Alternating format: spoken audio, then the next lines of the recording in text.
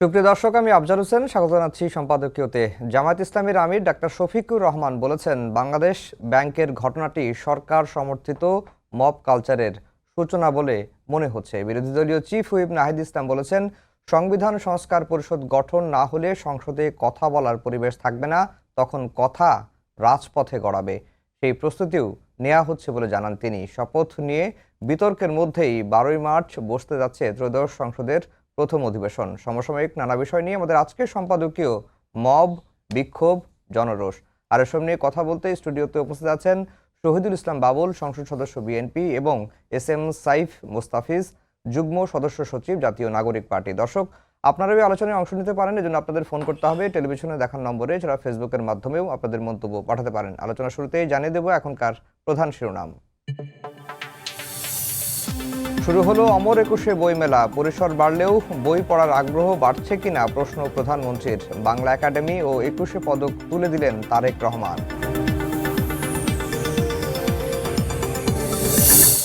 সুদসহ মওকুফ হচ্ছে 12 লাখ কৃষকের 1,500 কোটি টাকার কৃষি ঋণ। মন্ত্রিসভার বৈঠকে সিদ্ধান্ত, দ্রুতই 180 জন সার্জেন্ট ও 10,000 কনস্টেবল নিয়োগ।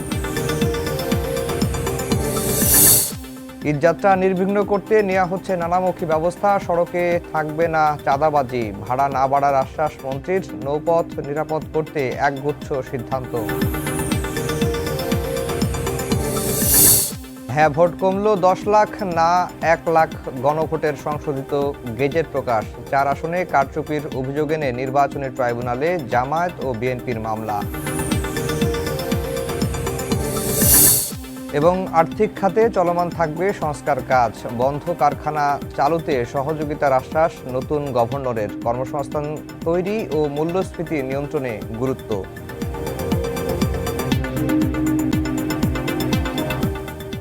দর্শক, শুনাম শুনছিলেন। আমরা আজকের আলোচনার বিষয় দিয়েছি মব, বিক্ষোভ, জনরোষ। শহীদুল ইসলাম বাবুল ভাই, আপনাকে দিয়ে আলোচনা শুরু করি। বাংলাদেশ ব্যাংকের গভর্নর বদল ইস্যুতে গতকালকে থেকেই আলোচনা চলছে। আজকে জামায়াতের আমির বলছেন যে এটি সরকার সমর্থিত মব কালচারের সূচনা, যদিও সংশ্লিষ্ট মন্ত্রী বলছেন যে সরকার পরিবর্তন হলে এ ধরনের প্রতিষ্ঠানগুলোর পরিবর্তন স্বাভাবিক। মব বলা হচ্ছে কেন, বা এটা তো অনেকে মবই বলা হচ্ছে কেন? কারণ একটা তো বিক্ষোভ হয়েছিল তার পদত্যাগের দাবিতে, এবং যাই হোক ওই দিনই তো তাকে সরানো হলো। এটা তো একটা স্বাভাবিক প্রক্রিয়া হিসেবে আপনি দেখবেন যে, শোনেন, একটা সরকার, নতুন সরকার যখন কাজ করবে, ওয়েস্টার্ন ওয়ার্ল্ডেও আপনি দেখবেন টোটাল তারা নতুন করে প্রাইভেট সেক্টর থেকেও লোক নেয়। এখানে তো আমাদের সেই বাস্তবতা কম। সরকারি লোকজনই হয়তো কেউ বদল হয়, প্রমোশন হয়, পোস্টিং হয় বা OSD হয়, এটা একটা ধারাবাহিক প্রক্রিয়া। তো নতুন সরকারকে যখন কাজ করতে হবে তখন তার সেই সেটআপ, তার সেই টিম তো লাগবে। বাংলাদেশ ব্যাংকটা একটা গুরুত্বপূর্ণ জায়গা, দেশের প্রাণকেন্দ্র অর্থনীতির। তো সেইখানে যদি আপনি আপনার টিমের লোক বা বিশ্বস্ত লোক যদি আপনি না রাখতে পারেন, কারণ Bangladesh bank very very sensitive. আগেও আপনি দেখেছেন এখানে নানান ধরনের ঘটনা ঘটেছে, হ্যাঁ, স্পর্শকাতর একটা জায়গা। তো সেখানে তো সরকার তার এফিশিয়েন্ট লোক বা বিশ্বস্ত লোক বা তার যে প্রয়োজনীয় মানুষ, সেখানে তারা সেটা করবেই। এখন মব এখানে কি হয়েছে বাংলাদেশ ব্যাংকের মধ্যে, আমার এটা কোনো জানা নেই যে বিএনপির কোনো লোক যায় ঘরে মব করেছে বা বিশৃঙ্খলা করেছে। না, বিএনপির লোকজন করে নাই, বাংলাদেশ ব্যাংকের কর্মকর্তাদেরই একটা অংশ দিনভর ওই দিন মানে বিক্ষোভ করেছে। এরপরে তিনি ব্রিফিং ডেকেছিলেন, ব্রিফিং করেছেন, এর সময়ের মধ্যেই তার বদলের চিঠিটা। না, আপনি যেটা বলেছেন এটা কাঙ্ক্ষিত না, এটা কোনো প্রক্রিয়া না। প্রক্রিয়া যেটা হয়েছে, বাংলাদেশ ব্যাংকের গভর্নর বদল হয়েছে, বিভিন্ন জায়গায় বদলি হচ্ছে, এটা একটা ধারাবাহিক প্রক্রিয়া, স্বাভাবিক প্রক্রিয়া, এটা হতেই পারে। কিন্তু তার মানে এই না যে বিশৃঙ্খলা তৈরি করা, মব করা, এটা আমরা কখনো সমর্থন করি না, এটা হওয়া উচিত না। নিশ্চয়ই এরকম কিছু হয়ে থাকলে সরকারের পক্ষ থেকে এই বিষয়গুলো খতিয়ে দেখতে হবে, যে যদি কোনো প্রতিষ্ঠানের শৃঙ্খলা, বাংলাদেশ ব্যাংকের মতো প্রতিষ্ঠানের শৃঙ্খলা যদি কেউ ব্রেক করে, অবশ্যই এটা দেখবার ব্যাপার আছে। জি, SM সাইফ মুস্তাফিজ, যেটি বাবুল ভাই বললেন যে সরকার তো আসলে মব করে কাউকে সরানোর তো প্রয়োজন নাই। সরকার চাইলেই তো তাকে সরিয়ে দিতে পারে, তাদের পছন্দের লোক বসাতে পারে, সেটা ঠিক আছে। কিন্তু সরকার সমর্থিত মব কেন বলা হচ্ছে তাহলে? ধন্যবাদ আপনাকে, আমার বিজ্ঞ সমালোচক এবং টিভি পর্দায় যারা দেখছেন তাদেরকে শুভেচ্ছা জানাচ্ছি। কেন বলা হচ্ছে? আপনারা 1.5 বছর ধরে হুম। এরকম অনেক আন্দোলন সংগ্রামকে তো আপনারাই মব বলতেন। হুম। আমার বাবুল ভাইরাই তো বিভিন্ন আন্দোলন সংগ্রামকে মব বলতেন। হুম। তো এখন এই বাংলাদেশ ব্যাংকের এই ঘটনাটাকে বিক্ষোভ বলছেন আপনারা। হুম। কয়েকদিন আগে সালাউদ্দিন সাহেব স্বরাষ্ট্রমন্ত্রী হয়েই বললেন যে বাংলাদেশে তিনি আর কোনো মব হতে দিবেন না। হুম। তাহলে এটা কি? তাহলে এটা বিক্ষোভ? তাহলে এটাতে কিছু বলা যাবে না, করা যাবে না? এটা তো গণতান্ত্রিক পদ্ধতি আছে, প্রত্যেকটা প্রক্রিয়াগতভাবে তো একটা জিনিস আগানো যায়। যার বিরুদ্ধে এই মব ভায়োলেন্স বা যেটাই হলো না কেন, তিনি তো বাংলাদেশের মানে শ্রেষ্ঠ ওয়ান অফ দ্য মানে রিনাউন্ড অর্থনীতিবিদ। তো মনসুর সাহেব দায়িত্ব যখন গ্রহণ করেছেন, আমরা সবাই জানি যে আমাদের বাংলাদেশের তখন অর্থনীতির অবস্থাটা কোন পর্যায়ে ছিল, এবং সেই ভঙ্গুর দশা থেকে একটা স্থিতিশীল পর্যায়ে কিন্তু উনার আনার পেছনে একটা বড় অবদান আছে, এটা আমরা সবাই স্বীকার করি। এখন একটা সরকার পরিবর্তন হয়েছে বা একটা রাজনৈতিক সরকার যখন এসছে, স্বাভাবিকভাবে তারা যদি মনে করে যে একটা গণতান্ত্রিক পদ্ধতিতে বা যে প্রক্রিয়াতে গভর্নর চেঞ্জ করা যায় সেটা তারা করতেই পারে। এটা নিয়ে আসলে আমিও কোনো দ্বিমত দেখি না, কিন্তু যে প্রক্রিয়াতে করলো সেটা আসলে কোনোভাবেই সেই জায়গাটা মেনটেন করে না। এবং আমরা দেখতে পেলাম যে বিভিন্ন প্রতিষ্ঠানে বিএনপির নামধারী অথবা বিএনপি সমর্থিত যারা আছেন তাদের মাধ্যমেই এইরকম মব তৈরি হচ্ছে, এবং প্রত্যেকটা সেক্টরে তারা আসলে মানে মানে ক্ষুধার্ত বাঘের মতো আচরণ করছে যে এই প্রত্যেকটা চেয়ার আমার লাগবে। মানে পারলে হচ্ছে যে এই টকশোর টেবিলও ধরেন যে আপনার ওই টেবিলের জায়গা বা আমার এখানে বদলে বিএনপির 3 জন যদি রাখতে পারতো তাহলে হয়তো বা বিএনপির মনে একটু শান্তি লাগতো। আমি বলবো না সবাই এরকম, বাবুল ভাইরাদের মতো যারা দায়িত্বশীল রাজনীতিবিদ আছেন তারা এরকম না, কিন্তু বিএনপির একটা বড় অংশ মানে অনেক ক্ষুধার্ত অবস্থায় আছেন এবং তারা প্রত্যেকটা জায়গা দখল করতেছে এবং দখল করে, এবং মজার ব্যাপার হচ্ছে দখল করে কাকে বসিয়েছে? যেই ব্যক্তি হচ্ছে যে নিজে ঋণ খেলাপি একজন মানুষ, যার মানে পোর্টফোলিওতে সে একজন ব্যবসায়ী, সোয়েটার ব্যবসায়ী। বলতে চাচ্ছিলাম এই সোয়েটার ব্যবসায়ী এসে আপনার এই ভঙ্গুর অর্থনীতিতে প্রথম দিনে আমরা দেখতে পেলাম 10,000 কোটি টাকা, সম্ভবত 1,000 কোটি টাকা ন্যাশনাল ব্যাংকে হচ্ছে যে তারল্য সংকটের কারণে হচ্ছে তাদেরকে দেওয়া হয়েছে। এবং সেটার সাথে আমাদের একজন বর্তমানে রানিং মন্ত্রী আব্দুল আউল মিন্টু সাহেবও ওই ব্যাংকে তার ইনভলভমেন্ট আছে বা তার সেখানে স্টেক আছে যতটুকু আমি জানি। তো এটা তো সেই আগের কায়দায় আমি দেখছি। আমার মনে হচ্ছে যে আরেকজন সালমান এফ রহমানকে তৈরি করার জন্য বিএনপি প্রস্তুত নিচ্ছে। না, আমি যেটা আপনি বললেন যে বিএনপি সরকারে আছে বা সরকারে এসেছে 9 দিন সরকারের বয়স, বিএনপি চাইলে স্বাভাবিক প্রক্রিয়ায় বাংলাদেশ ব্যাংকের গভর্নর বদল করতে পারতেন, কিন্তু বিএনপিকে মবটা কেন করতে হলো বা মবের দায়টা বিএনপি কেন নিতে যাবে, যেটা তারা স্বাভাবিকভাবেই করতে পারতো? সেটাই আমার প্রশ্ন। সেটা তো মানে তাদেরকে প্রশ্ন করা উচিত তারা কেন এটা করছে। আমি বললাম যে তাদের মানে ব্যাপারটা হচ্ছে যে তাদের কন্ট্রোল নেই পুরো দলের প্রতি।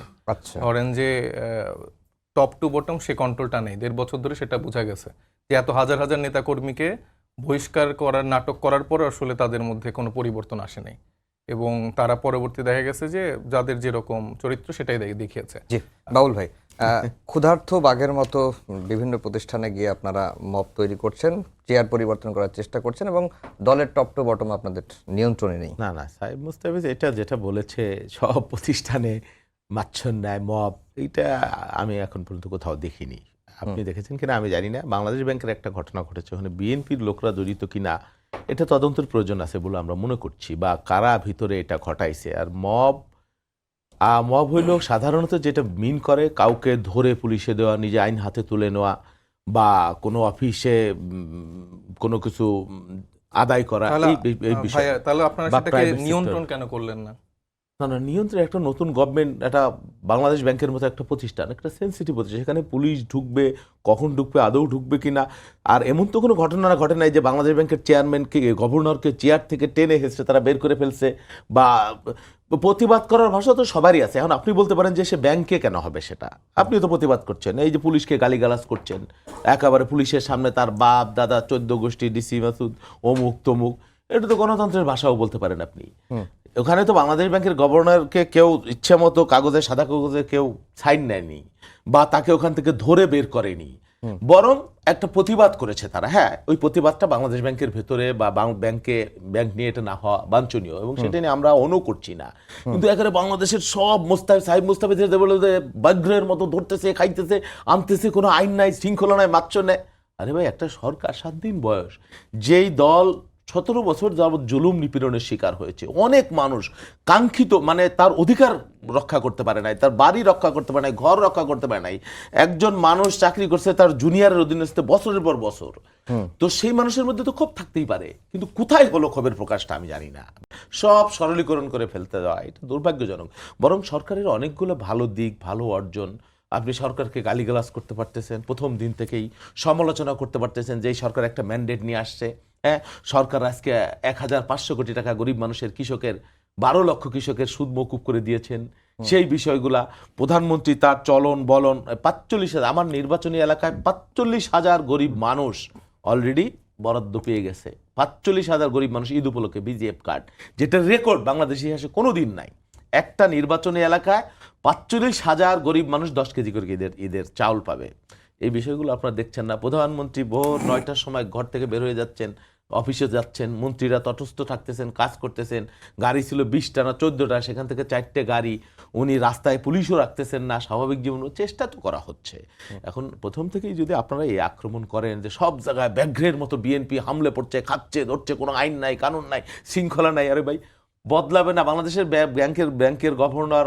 আমি কি কারণে আগে, আপনি যেমন তার ভালো দিক দেখছেন, প্রত্যেক মানুষের সমালোচনা, কেউ কেউ তার সমালোচনাও করছে, তার নামে আর্থিক কেলেঙ্কারির কথাও আসছে, সত্য মিথ্যা আমি জানি না, এগুলো তদন্ত হইলে আসবে।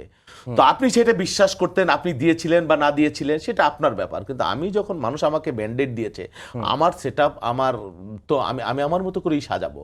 আপনি আমাকে মূল্যায়ন করবেন আমার কাজের উপর দিয়ে। প্রথম দিন থেকেই যদি আপনি আক্রমণ করেন, কেন এটা সরানো হলো, কেন এটা করা হলো, তাহলে তো আগের গভর্নমেন্টই থাকতো, ইউনূস সাহেবের সেটআপ। জি, আমরা একটু আরেকটা প্রসঙ্গে আসি যে গণভোটের ফল আবারও আজকে সংশোধিত হয়েছে, এবং গণভোটের যে নতুন ফল 9,74,680টি হ্যাঁ ভোট কমে গেছে, এবং না ভোট কমেছে 1,11,495টি। এবং যখন 12 তারিখে তো নির্বাচন হলো, 13 তারিখে গণভোটের ফলাফলটা বেসরকারিভাবে দেয়া হলো।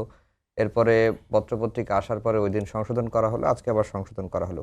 আসলে গণভোটে সুনির্দিষ্ট কোনো ভাই, কারণ আজকে engineering গেজেটে উল্লেখ করেনি আজকে। তো গণভোটের ভবিষ্যৎটা কি হবে? গণভোটের ভবিষ্যতে যে ভাইরা যেটা 2/3 মেজরিটি নিয়ে যেহেতু আসছেন, সর্বা হয়ে তারা ক্ষমতা গ্রহণ করছেন, এবং ওই যে ভাই বললো কিভাবে হইলো এটা ওই যে ইঞ্জিনিয়ারিং করে হয়েছে, যে খলিল সাহেব থেকে শুরু করে যারা তাদেরকে এই সাপোর্টটা দিছে, একটা বড় মেজরিটি গভর্নমেন্টে থাকা পোর্শন, এবং রাতারাতি 10 লাখ ভোট কমে গেল। মানে কি ম্যাজিক দেখছেন? কিন্তু এই অভিযোগটা আমরা কিন্তু প্রথম থেকেই করে আসছি যে আমাদের অন্তত মানে 50-এর অধিক এরকম আসন আছে যেখানে এরকম ম্যাজিক ঘটানো হয়েছে, এবং ম্যাজিক ঘটিয়ে খুব কম ব্যবধানে বিএনপিকে ওখানে জয়ী দেখানো হয়েছে। তো এটা আসলে একটা ইঞ্জিনিয়ারিং করার ফল, এবং যত সময় যাবে, যেহেতু তারা জুলাইয়ের যে সনদের যে শপথটা ছিল সেটা যেহেতু শপথ নেয়নি, তো সালাউদ্দিন সাহেব তো অত্যন্ত বিজ্ঞ একজন মানুষ, এবং সংবিধান নিয়ে তার ব্যাপক জ্ঞান, তো সেই জায়গা থেকে তিনি এদিকেও একটু ইঞ্জিনিয়ারিং করার চেষ্টা করছেন। এবং আমার মনে হচ্ছে যে গণভোটের ভোট দিন দিন আরও কমতে থাকবে। আমার মনে হয় 7 দিন পর আবার দেখা যাবে যে 1 কোটি ভোটে তো আবার কমে গেছে। তো এই মানে ঘষায় ঘষায় ম্যাজিকের মতো করে গণভোটটা ইঞ্জিনিয়ারিংয়ের ফলে কমা হবে। কিন্তু এটাও হতে পারে আবার যে বিএনপির যারা প্রার্থীরা জয়লাভ করেছেন কম ব্যবধানে, সেটা আবার বাড়তে থাকবে। না, এই রেশিওটাও হতে পারে। বিএনপি তো বেশ কয়েকটি আসনে বিএনপিও তো খুব কম ভোটেই হেরেছে। না, সেটাই বললাম যে এই যে গণভোটে কমার ইয়াটা দেখলেই বুঝবেন, গণভোটের হ্যাঁ ভোট কমার রেশিওটা আর না ভোট কমার রেশিওটা, একদিকে 10 লাখ একদিকে 1 লাখ। তো আপনি ইঞ্জিনিয়ারিংটা কীরকম করে হচ্ছে এটা জনগণ এখন বুঝতে পারে, এত আসলে বোকা না।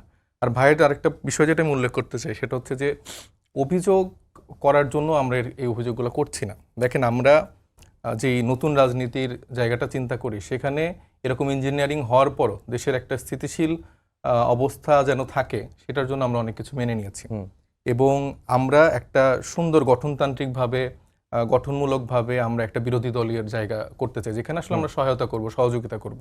কিন্তু ডে ওয়ান থেকেই যদি আমরা দেখি যে জনগণের সাথে প্রতারণা করা হচ্ছে এবং একটা সুন্দর নাটক মঞ্চস্থ করা হচ্ছে, তো সেক্ষেত্রে তো আমাদের কথা বলতেই হবে। এখানে ধরেন কিছু মানে স্ক্রিপ্ট অনেক দুর্বল, মানে ক্রিস্টোফার নোলানের মতো স্ক্রিপ্ট হয়তো বা ভাইয়েরা রচনা করতে পারছে না। ধরেন যে একদিকে এই টেকনাফের মাদক সম্রাট ইয়াবা বদি মুক্তি পেয়ে যাচ্ছে, জামিন পেয়ে যাচ্ছে। একদিকে নারায়ণগঞ্জের আইভি উনি হচ্ছেন জামিন পেয়ে যাচ্ছে। আরেকদিকে হচ্ছে তারেক রহমান সাহেব হচ্ছে শহীদ ওসমানী হল থেকে পায়ে হেঁটে কি বলে সচিবালয়ে যাচ্ছে। তো এইটা হচ্ছে যে ধরেন পার্সপেক্টিভ, আপনারা ক্যামেরাটা নিয়ে যাচ্ছেন, ওই তারেক রহমান যে হেঁটে সচিবালয়ে যাচ্ছে। তো এটা এখন একটা বড় হেডলাইন নিউজ। ওই যে আগে যেরকম শেখ হাসিনার আমলে প্রত্যেকদিন একটা করে পিলার হইলে যেরকম আপনারা ব্রেকিং নিউজ দিতেন, আমি আজকে দেখলাম মিডিয়া সেম ওয়েতে। মানে এটা আমি তাদেরকে অনুরোধ করবো তারা যেন এই বিষয়টা দেখে, কারণ মিডিয়ার যে এইভাবে তাদেরকে মানে তৈলমর্দন করছেন, এটা যদি তাদের অজানা থেকে করে ফেলে তাইলে আসলে সেটা ঠিক করা উচিত এবং ফোকাস দেওয়া উচিত।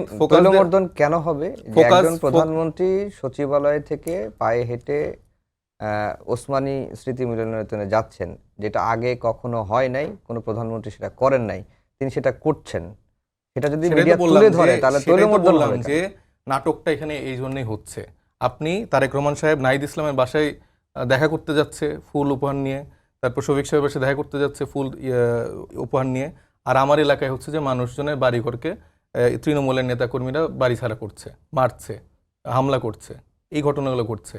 তো এটাকে তো আমি অভিনয় বলবো, কারণ আপনি যদি টপ টু বটম সেম জিনিস না রাখতে পারেন তাহলে তো আপনার এই অভিনয় করার দরকার নেই। আপনি আমার বাসায় এসে আমাকে ফুল দিচ্ছেন আর এখানে আমার তৃণমূলের নেতাকর্মীরা বাড়িতে ফিরতে পারছে না, এটা তো একটা অভিনয়। আপনি হচ্ছে এই বদিদের মতো সন্ত্রাসীদেরকে ছাড়া দিয়ে দিচ্ছেন। 4 জন এই আওয়ামী লীগের এরকম এমপি ছিলেন যারা বিভিন্নভাবে জুলাইতে তাদের আওয়ামী লীগের জন্য অবদান ছিল, তাদেরকে তারা মুক্তি দিয়ে দিচ্ছে, জামিন দিয়ে দিচ্ছে। আওয়ামী লীগের ছাত্রলীগের 10 জনের উপরে জয়েন্ট সেক্রেটারি এরকম বড় বড় পদের নেতাকর্মীদেরকে ছাড়া দিয়ে দিচ্ছেন, আর আপনি হচ্ছে সচিবালয় পর্যন্ত হেঁটে যাচ্ছেন, এটা হলো ব্রেকিং নিউজ দিয়ে সারাদিন দেখাচ্ছেন। আবার আপনি হচ্ছেন কি বলে চুপ্পুকে নিয়ে হচ্ছে যে যেই রসায়ন দেখাচ্ছেন, যেই ভালোবাসা দেখাচ্ছেন, যেই শহীদ দিবসে যাচ্ছেন, এই চুপ্পুদের হাতেই তো সেই মানুষগুলোর রক্ত লেগেছে। আবার আপনি হচ্ছে কি বলে শহীদ ওইখানে বসে চেয়ারটা সরায় হচ্ছে যে নাটক করতেছেন, আপনি সিগনালে দেখাচ্ছেন যে হ্যাঁ আমার গাড়ি ভালো লাগবে না, আমি অল্প গাড়ি নিয়ে সিগন্যাল মেনটেন করছি, কিন্তু চারিদিকে ধরেন সমঝোতার ভিত্তিতে চাঁদাবাজি হচ্ছে। তো এই বিষয়গুলোতে ডে 1 থেকে শুরু হয়ে গেছে। এবং এই চাঁদাবাজির যে জায়গাটা, মানে ভাই বললেন না যে শুধু একটা ঘটনা, এখানে সারা সব জায়গায় A to Z জায়গায় ঘটনা ঘটছে। যেখানে তারা পদায়ন হইতে পারছে সেখানে তো আল্লাহর রহমতে কিছু পরিবর্তন করার দরকার নেই, কিন্তু যেখানে হচ্ছে না, এই অনেকগুলো বাজার, আপনি এই ভিডিওটা নিশ্চয়ই দেখছেন যে ভোক্তা অধিকারের যিনি ম্যাজিস্ট্রেট ছিলেন, তিনি যখন বাজারে মনিটরিং করতে যাচ্ছিলেন বা ঢুকতে নিচ্ছিলেন, সেখানে এই বিএনপির প্রেসিডেন্ট পরিচয় হচ্ছে যে একজন তাকে বাধা দিয়েছে, বলছে আগের সভাপতি যে ছিল এখন আর নাই, এখন আপনারা আমরা আসছি, এখন আপনারা এই কাজগুলো আর করতে পারবেন না। এই জন্য লেবুর হালি হয়ে যায় 100 টাকার উপরে। এই বিষয়গুলো তো না বললে তো তারা তো মনে করছে যে আমাদের খালি মানে সমালোচনা করছে, এটা তো সত্য। আপনি বলেন যে কোন বিষয়টা আমি মিথ্যে কথা বলছি। জি বাবুল ভাই, যেটি তারা বলছেন, সাইফ মুস্তাফি যেটি বললেন যে সমালোচনা করার জন্যই করা হচ্ছে না, বাস্তবতা আছে, চাঁদাবাজি সহ নানা বিষয়গুলো তিনি তুলে ধরেছেন, এটি একটি দিক। আরেকটা হচ্ছে যে বিএনপি কি গণভোটের আকাঙ্ক্ষার বিপরীতে দাঁড়িয়েছে কিনা? না, বিএনপি গণভোটের আকাঙ্ক্ষার বিপরীতে কেন দাঁড়াবে? বিএনপির চেয়ারম্যান, ভারপ্রাপ্ত চেয়ারম্যান নির্বাচনের আগে সমাবেশে প্রকাশ্যে হায়ের কথা বলেছেন। যদি না বলতেন তার রেজাল্টটা কি হইতে পারতো? ওই যে তারা বলল যে 2/3 আমরা জিতে গেছি একতরফা, কি যাই হোক বলছে সাইফ মুস্তাফিজ, তাহলে কি বিএনপিকে যারা ভোট দিছে বিএনপির কথায় তারা না ভোটে ভোট দিত না? পার্থক্য তো কিছু হতো। সেই জন্য বিরোধিতার কারণে শুধু বিরোধিতা করাটা দুর্ভাগ্যজনক। যেমন সবকিছুই নাটক, নাহিদের বাড়িতে গেলাম এটা নাটক, না গেলে ভালো হইতো মনে হয়, নিজামের বাড়িতে গেলাম এটাও নাটক, না গেলে ভালো হইতো, ওখান থেকে হাইটে দেখতে নারীর চলন বাঁকা বলে একটা কথা আছে, আমার কোনো কিছুই আপনার ভালো লাগবে না, আমি কেন হাইটে যাব, আবার গাড়িতে গেলে কেন গাড়িতে, আবার গাড়ি কম কেন, 14টা ছিল 4টা কেন, এটাও নাটক, সকাল 9টা অফিস যায় এটাও নাটক। এখন আপনি যদি সব কিছু ঘোরের মধ্যে দেখতেই থাকেন, বিরোধিতা করতেই থাকেন, কোনো ভালো কিছু না দেখতেই পারেন, অসুবিধা তো নাই। এখানে 4 জন খেলে আমরা বসলাম না, এটাও নাটক, বা বসতে চাই না, মানে কি বলবেন এটা সমালোচনা। চাঁদাবাজি কোন জায়গায় কবে ছিল না? বাংলাদেশে ছিল। চাঁদাবাজিকে উৎসাহিত করছে নতুন সরকার এসে, তুমি চাঁদা নাও, এটা করো, এটা বাংলাদেশের একটা সামাজিক ব্যাধি এবং আমরা দৃঢ়ভাবে অঙ্গীকারাবদ্ধ যে চাঁদাবাজিকে নির্মূল করতে হবে, কমাইতে হবে। নতুন সরকার এসে কোথায় চাঁদাবাজিতে উৎসাহিত করেছে আমরা জানি না, বরং দলের লোককে অ্যারেস্ট করানো হয়েছে। একজন দলের সভাপতি, আপনি দেখেছেন কিশোরগঞ্জে গাছ কেটেছে, মিঠামইনে। হ্যাঁ মিঠামইনে বিএনপির সভাপতি, তাকে গ্রেপ্তার করানো হয়েছে। এগুলো কি আপনার সিগনিফিকেন্ট না? নির্বাচনের পরে বাংলাদেশে সংখ্যালঘু হামলা হয়, নানান ধরনের সংঘাত হয়। আমি মনে হয় না যে আপনারা কোনো এরকম কোনো বড় ধরনের নিউজ, হ্যাঁ সাইদ মুস্তাফিজের এলাকায় কি হয়েছে আমি জানি না। আমি দায়িত্ব নিয়ে বলছি, আমার নির্বাচনী এলাকা 3টা উপজেলা একটা নির্বাচন পরবর্তী সহিংসতা ঘটে নাই, একটা, 0%। আমি দায়িত্ব নিয়ে বলছি, যদি প্রমাণ করতে পারেন যে নির্বাচন পরবর্তী কোনো সংঘাত সহিংসতা হয়েছে, তাহলে আমি রাজনীতি ছেড়ে দেব। বলতেই পারেন আপনি, বাংলাদেশে ঘরে ঘরে যুদ্ধ লাগিয়ে গেছে, চাঁদাবাজি লাগিয়ে গেছে, এই ধরো মারো খাও হয়ে গেছে, কোনো আইন নাই, কোনো শৃঙ্খলা নাই। জাস্ট এগুলা বলার জন্য বলা কিনা আমি জানি না, ভালোও বলেন, খারাপ হইতে পারে। সবকিছু বিএনপি সুইচ দিলে একটা নির্বাচনের মধ্যে দিয়ে পরিশুদ্ধ হয়ে যায় না, এটা আশা করাও বাতুলতা। কিন্তু সরকারের ইতিবাচক দিকগুলা যেমন আছে, ভুলভ্রান্তি হইতে পারে। একটা নতুন সরকার, 7 দিন 9 দিনের সরকার, অবশ্যই আপনি সমালোচনা করবেন, কিন্তু সমালোচনার মধ্যে বাস্তবতা থাকতে হবে। সমালোচনার মধ্যে এই যে দেখেন প্রধানমন্ত্রী ভাষণ দিয়েছে, একটা বাহুল্য বর্জিত কথা বলে নাই, এটাও নাটক হইতে পারে। কাউকে আক্রমণ করে নাই, এইটাও নাটক হইতে পারে। কাউকে গালিগালাজ করে নাই, এইটাও নাটক বলতে পারেন আপনি। কেন করলো না, এগুলো আগে ছিল, এগুলো সব নাটক বলতেই পারেন আপনি, কোনো অসুবিধা নাই।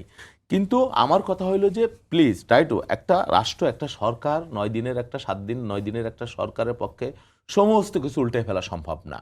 সমস্ত অন্যায় অবিচার, দীর্ঘদিনের একটা কালচার, কৃষ্টি, সামাজিক ব্যাধি, এটা আপনি একদিকে উল্টে ফেলবেন, এটা আশা করা বাতুলতা। আপনারা সহযোগিতা করেন, ভুলটা অবশ্যই ধরাই দিবেন। এটাও তো সহযোগিতা, মানে সমালোচনা করাটাও না না, সমালোচনা কি সমালোচনা করবেন? তারেক রহমান কেন হেঁটে গেল, এটাও সমালোচনা। তারেক রহমান কেন বাঁকা করে হাঁটলো, এটাও সমালোচনা। কেন তারেক রহমান কেন এদিকে তাকাইলো না, এটাও সমালোচনা। তারেক রহমান কেন সচিবালয়ে ঢুকলা রে ভাই, কি সমালোচনার ব্যাপার হইলো? আমি আপনাকে অনেক পছন্দ করি, আমি একটু আপনাকে প্রশ্ন করতে চাই। আমি এই কোনো সমালোচনা করছি না, আমাকে শুধু অবশ্যই করবেন। একটার উত্তর দেন যে আওয়ামী লীগকে পুনর্বাসন করাটা কি, এটা কি মানে এটা কি ভালো দেখায়? বা কে আওয়ামী লীগকে পুনর্বাসন করছে রে ভাই? আওয়ামী লীগ বাদ দিয়ে আমরা ইলেকশন করছি। এই বদিরা, আইভিরা, তারপরে বিভিন্ন পর্যায়ে মানুষজন অবশ্যই এটা বলবেন আপনি, একদম বদিরা যে জামিন পাচ্ছে, এবং আপনারা যাকে এখন আইনমন্ত্রী বানাইছেন, আমার কথা বলে, সে যখন দায়িত্বে ছিলেন, অ্যাটর্নি জেনারেল ছিলেন, তখনও কিন্তু তিনি বলছেন, এটা কিন্তু অন রেকর্ড আছে, যে তিনি আওয়ামী লীগকে যেন নিষিদ্ধ করা না হয়, তারপর আওয়ামী লীগের যেন রাজনৈতিক অধিকার তাদের নেতাকর্মীরা যারা আছেন তারা ফিরে পায়। এটা না, এই বিষয়ে তো আমাদের বক্তব্য পরিষ্কার। আপনারা যেভাবে চিন্তা করেন আমরা ওইভাবে চিন্তা করি না। না, আপনি কিন্তু এখন আপনি, আমি জানি কোন লাইনটা বলবেন, যারা নিরপরাধ আওয়ামী লীগ তারা করতে পারে। আমি নিরাপদের কথা বলছি না, যারা অপরাধী, আমার কথা শুনুন, এই বদিরা তো অপরাধী ভাই। আমার কথা শুনে আপনি আমি বলেছি আপনার কোশ্চেনটা, বদি কিভাবে জামিন পেলে, প্রশ্নটা আমারও। তো এখন আপনি আদালত আমি জানি না, আপনি বিচার বিভাগের উপরে যদি প্রশ্ন করেন তাহলে তো অনেক প্রশ্নই করা যাবে। এখন কিভাবে, অবশ্যই সেই প্রশ্ন, বিচার বিভাগ 17 বছর ধরে কিভাবে ফাংশন হয়েছে এটা আপনিও জানেন, আমিও জানি। হ্যাঁ আমি জানি। এখন যে এই যে নতুন সরকার আসলো, সেই সময় কিভাবে ফাংশন হতে যাচ্ছে এটা আপনার না, এই সমালোচনা আপনি অবশ্যই করবেন, কিন্তু প্রধানমন্ত্রী কেন হাইটে গেল, এটাও যদি ত্রুটি আর দোষের ধরেন আপনি, তাইলে আমি বলবো এটা বিরোধিতা করার কারণে। এটা কেন ত্রুটি দেখাচ্ছি, কারণ মিডিয়া ন্যারেটিভটা খুব ইম্পর্টেন্ট। এটা 17 বছর ধরে আপনারা কোনো মিডিয়াতে ছিলেনই না। তারেক রহমান সাহেবকে কি পরিমাণ ডিফেম করা হয়েছে, কি পরিমাণ আজে বাজে কথা বলা হয়েছে, এটা আপনারা জানেন, অবশ্যই করা হয়েছে না? তো এখনো সেম ন্যারেটিভটা, যেখানে যে ইম্পর্টেন্সটা পাওয়ার কথা সেই মিডিয়া ন্যারেটিভে সেটা না পেয়ে তারেক রহমানের বাসায় হেঁটে যাচ্ছে, হাত দিয়ে ভাত খাচ্ছে, হাত দিয়ে চুল আঁচড়াচ্ছে, এগুলো ইম্পর্টেন্স পাচ্ছে। এটা ফ্যাক্ট, এটা ইম্পর্টেন্ট। এবং একটা সাধারণ মানুষ কি, আমরা যারা ক্ষমতায় আসতে পারি, আমরা কি এই লাইফ লিড করতে পারবো না? আপনি ভালো ভালো যেসব রাষ্ট্রগুলো আছে সেখানকার যারা প্রধানমন্ত্রী আছে তারা তো মেট্রো রেলে চলাফেরা করে। আমাদের শাসন কাঠামো, আমাদের রাষ্ট্র ক্ষমতার জায়গাটা এমন করে রাখা হয়েছে যে অ্যাবসলিউট পাওয়ারের অধিকারী একটা মানুষ, আমরা রাজা, সেটাও নিউজ হয় দেখেই তো সাইফুল মুস্তাফিজ জানতে পারছে, করতে পারবো না, এটা একটা অস্বাভাবিক। এটা সববিরোধী কথাবার্তা। ওয়েস্টার্ন মিডিয়া, ওয়েস্টার্ন দেশগুলায় প্রধানমন্ত্রী মেট্রো রেলে অফিসে যাচ্ছে, সেটা তো নিউজ হচ্ছে, আপনি জানেন। সেই জন্য তারেক রহমান সেই সূচনাটাই করতে চেয়েছেন যে উনি একজন সাধারণ মানুষ, সাধারণ জীবন যাপন করতে চান। সাইফুল মুস্তাফিজ আরেকটা কথা বলেছেন যে চুপ্পুকে নিয়ে ভালোবাসা দেখাচ্ছেন আপনারা। না, চুপ্পুকে নিয়ে ভালোবাসার কি আছে? তিনি এখনো রাষ্ট্রপতি পদে আছেন। বিএনপি যখন সংসদ অধিবেশন হবে, প্রয়োজন যখন মনে করবে, অবশ্যই এই রাষ্ট্রপতি, উনি হয়তো থাকবেন না, ওনাকে বিএনপি রাষ্ট্রপতি রাখার জন্য কি বিএনপি নির্বাচনে জিতছে নাকি? তো সেটা এখন আপনি সাংবিধানিক ম্যানার, সাংবিধানিক রুল রীতি, এগুলো তো আপনি একটা দায়িত্বশীল রাজনৈতিক হিসেবে ওরা যেভাবে বলবে আমরা তো সেভাবে দেখাইতে পারবো না, করতে পারবো না, এটা বাস্তবতা। তার মানে বিএনপি আওয়ামী লীগকে ডিফেন্ড করছে এটা বলবার, হ্যাঁ অবশ্যই ও যেটা বলছে সাইদ মুস্তাফিজ, আমি একমত, সেটা নিয়ে আপনি অবশ্যই সমালোচনা করতে পারেন। এরা কোনভাবে জামিন পায় হঠাৎ করে, বদির মতো লোকরা, এটা আমারও প্রশ্ন। নিশ্চয়ই এই বিষয়গুলা প্রশ্নগুলো আমরা আমরা আমার দলের মধ্যেও করতে পারবো। জি, সাইফ মুস্তাফি, যেটা বাবুল ভাই বললেন যে চুপ্পুকে রাষ্ট্রপতি রাখার জন্য কি বিএনপি ক্ষমতায় গিয়েছে নাকি? দেখেন, কথা তো অনেক কিছু বলাও যায় না এখন, কেন বলা যাবে না? অনেক কিছুতে অনেক বিধিনিষেধ এখন চলে আসতেছে। ব্যাপারটা হচ্ছে যে চুপ্পুকে তো তারা প্রথম থেকেই চাইতো, তাদের একটা খুবই মানে সালাউদ্দিন সাহেবের স্পেশালি তার সাথে যে একটা আন্ডারস্ট্যান্ডিং বা রিলেশন, এটা আমরা ডে ওয়ান থেকে দেখছি খুবই ভালো হবে। সংবিধান, চুপ্পু এবং সালাউদ্দিন সাহেব, তাদের রিলেশনটা ওয়ান্ডারফুল একটা না, সেটা তো আর ভালোবাসা থেকে না। এবং এবং এবং এবং আমি যেটা বলতে চাই, আমি আরেকটু চেষ্টা করছি সংবিধান নিয়ে আরেকটু লেখাপড়া করার, যাতে একটু সালাউদ্দিন সাহেবের সাথে একটু যদি কথাবার্তা বলতে পারি। এখন ব্যাপারটা হয়েছে যে আমার যেটা মনে হয় যে এই বদি, তারপরে আইভি থেকে সহ শুরু করে যারা আওয়ামী লীগকে গ্রেফতার করা হয়েছে বাংলাদেশে, তাদেরকে সাধারণ ক্ষমা বা মুক্তি দিয়ে দিয়ে হাসিনাকে ভারত থেকে নিয়ে এসে তাকে পুনর্বহাল করে তার প্রধানমন্ত্রী ফিরে দিয়ে এইভাবে যদি সালাউদ্দিন সাহেব একটা সাংবিধানিক পদ্ধতিটা রক্ষা করতে পারে, আমার মনে হয় বাংলাদেশের সবার জন্য একটা নতুন দিনের সূচনা হইতে পারে। তো এটা ছাড়া আর তো ওই দেখি না, মানে সালাউদ্দিন সাহেব যে পরিমাণ সংবিধানকে ফলো করে, যে পরিমাণ সংবিধানকে তিনি মানে, তো সেই জায়গা থেকে এখন তো একটা সাংবিধানিক ক্রাইসিসের মধ্যে আমরা আছি। এখন পুরো ব্যাপারটাই তো আমার কাছে অবৈধ লাগতেছে, যেহেতু তারা জুলাই সনদের ওই ওতটা নেয় নাই, এবং এখন যে প্রক্রিয়াতে আমাদের সরকার গঠন হয়ে আছে, এই পুরো প্রক্রিয়াটাই এখন মোটেই ওটা নেয় নাই, ওটা যে নিবে না সেটাও তো বলেনি। না নিবে না। ওই যে সালাউদ্দিন সাহেবের তাল গাছটা আমার, আমি সংসদীয় অধিবেশন করব, করে এইটা ওইটা করে তারপরে এটা দেখব, হইলেও হইতে পারে। তো এত কিছু তো হওয়ার দরকার নাই। এখন আমাদের যে ক্রাইসিস আছে, যে অবৈধ টাইম এখন আমরা পার করতেছি, শুধু শুধু মানুষগুলো জীবন দিছে, এটা বাদ দিয়ে আমার মনে হয় যে যাদের এই দ্বৈত নাগরিকত্ব আছে তাদের তো পাসপোর্ট এখনো রাখা আছে, তারা প্রিপারেশন নিক বিদেশে ফিরে যাওয়ার। একটা মোটামুটি তো আনন্দ পাইছে, নির্বাচনে জিতছে। এখন আমরা সাংবিধানিক ধারাটা ফিরে আনার জন্য সালাউদ্দিন সাহেবের এই সম্মানটা আমরা দিতে চাই, এবং আমার মনে হয় যে আওয়ামী লীগকে আবার পুনর্বহাল করে সরকার ব্যবস্থাটাকে নতুন করে সাজানো যেতে পারে। জি, বাবুল ভাই, আমরা দেখলাম যেটি বিএনপি আসলে নির্বাচনে জিতছে, মানুষ ভোট দিছে, এটা একটা অপরাধ, বিএনপির মারাত্মক অপরাধ। হ্যাঁ, এই গতানুগতিক অভিযোগ, এই যে 10 লাখ ভোট হঠাৎ করে কমে গেল, না কিভাবে কমলো সেটা আমি জানি না, কিন্তু ইঞ্জিনিয়ারিং যে হয়েছে, নাহিদ যে জিতছে আপনার দলের, এটা নিয়ে তো মানুষের বিস্তর কোশ্চেন আছে।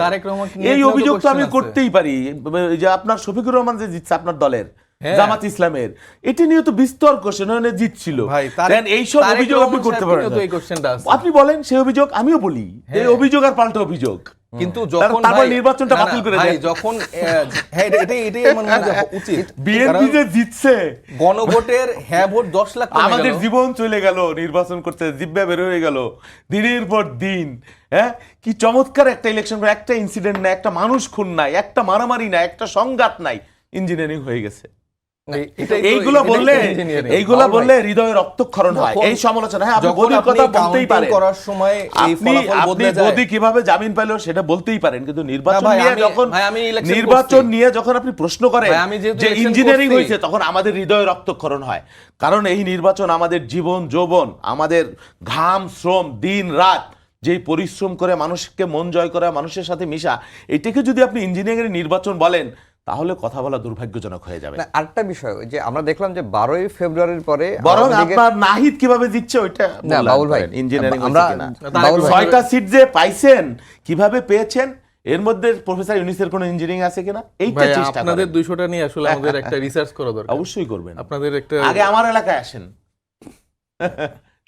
আপনাদের কয়জনের ব্যাপারে আমাদের কনফিডেন্স আছে, কয়জনের ব্যাপারে কনফিডেন্স, কিছু গ্রামে ভাত খাই করে ভাই, কি কইলাম মামা, না ভাই না তোমরাও খাও। যেটা হচ্ছে যে 12ই ফেব্রুয়ারির নির্বাচনের পরে আমরা দেখলাম যে সারা দেশে বেশ কয়েকটি জেলায় আওয়ামী লীগের কার্যালয়গুলো খুলছে, এটাকে আপনারা কিভাবে দেখেন? রাতে রাতারে খুলেছে, পার্টি তার অবস্থান পরিষ্কার করে বলেছে যে আওয়ামী লীগ এখনো, শোনেন, এনসিপি বিএনপির প্রতিদ্বন্দ্বী না আগামী নির্বাচনে, মাইন্ডেড, আওয়ামী লীগ প্রতিদ্বন্দ্বী হইতে পারে, বিএনপি আওয়ামী লীগের উন্মুক্ত করে দিবে, বিএনপি আওয়ামী লীগের সাথে মিলেমিশে একাকার হয়ে যাবে, এই কথা যদি আপনি বলেন, তাহলে ওই যে মায়ের কাছে মাসি বাড়ির গল্প, মামা বাড়ির গল্প বলার সামিল। বিএনপির প্রতিপক্ষ আওয়ামী লীগ, এখনো আওয়ামী লীগ, আমরা মনে করি এনসিপি না, জামাত না। তাহলে বিএনপিকে আপনি দোষ দিচ্ছেন, বিএনপি ক্ষমতা আছে আওয়ামী লীগ উন্মুক্ত করে দেবে, এই অভিযোগ আপনি করলে করতে পারেন, কোনো অসুবিধা নাই, কিন্তু এর কোনো বাস্তব ভিত্তি নাই। বাস্তব ভিত্তি আছে, কারণ হচ্ছে যে বিএনপি যে এবার ইঞ্জিনিয়ারিং করছে তার মধ্যে একটা বড় প্রভাবক হিসেবে আওয়ামী লীগের যারা লুকিয়ে থাকা পলাতক যেসব নেতাকর্মীরা ছিলেন তারা একটা বড় ভূমিকা রাখছেন। এবং কেন মানে সব থেকে বড় প্রতিদ্বন্দ্বীকে তারা এই কাজটা করছেন, কারণ তারা এনসিপি তো এখন ধরেন 6টা আসন পাইছে, কিন্তু এনসিপি সামনের দিনের সব থেকে বড় চ্যালেঞ্জ বিএনপির জন্য। কারণ বিএনপির যে ইয়াং ফোর্স এই রাজনীতিতে আছে, এই ইয়াং ফোর্সটা বিএনপিতে নাই। বাবুল ভাইরাই হচ্ছে যে বিএনপির মূল ইয়াং ফোর্স, এবং তাদের যারা ছাত্র দলের নেতারা আছেন, রাকিব ভাইরা আছেন, তাদের এই যে আপনারা জানেন। শুনুন, আমি বলে না না না, দিই। শেষ, টাইম তো শেষ। সেই জায়গা থেকে সাইফ মুস্তাফিজ দুজনকে ধন্যবাদ জানিয়ে শেষ করছি। আমি শেষ করছি, ধন্যবাদ জানিয়ে শেষ করছি। আমাদের আজকের সম্পাদকীয় আগামীকাল আবারও দেখা হবে একই সময়ে। শুভরাত্রি।